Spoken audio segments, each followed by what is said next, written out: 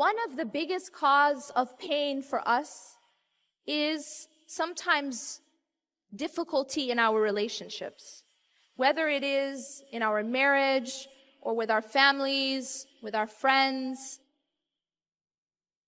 The Quran comes down as a healing for those relationships. How?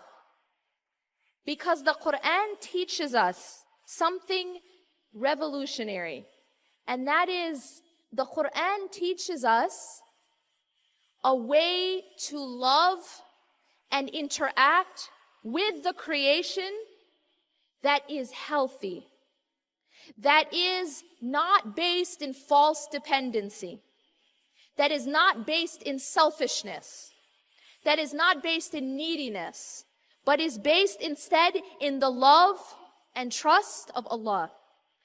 The Quran gives us a new way to love, gives us a completely liberating way to love. It is love for the sake of Allah. It is love for the sake of Allah. When you love someone for the sake of Allah, it transforms your relationship. I'm going to give you just some specifics. You know, this concept of love for the sake of Allah, it always sounds very conceptual. It's hard to, theoretical. It's hard to sort of understand what it really means. I think one of the best ways to explain it is think about the difference between a person who is rich and a person who is poor. The difference between a rich person and a beggar. Now, the rich person already has so much wealth. So now when the rich person interacts with you, they are in a position to be generous. Correct? They are in a position to give. Why? Because they have so much. Now think about the beggar. The one who's bankrupt inside, who's bankrupt, doesn't have money. Now, how do they interact with you? They beg. They're needy.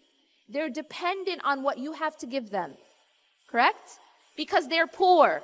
They don't have money. So when they come and interact with you, it's the type of interaction is always taking. It's an interaction where they're always taking. Give me. I need. I'm dependent. Now, what does that have to do with relationships? Now go back and apply that to emotional richness and emotional bankruptcy. Emotional neediness. When I love for the sake of Allah, it means that I am not being filled by you. I am not expecting from you. I am not dependent on you to make me feel good about myself, happy, complete, approval, love, respect. I'm not dependent on you to give me those things. You know why? Because I already get those things from Allah.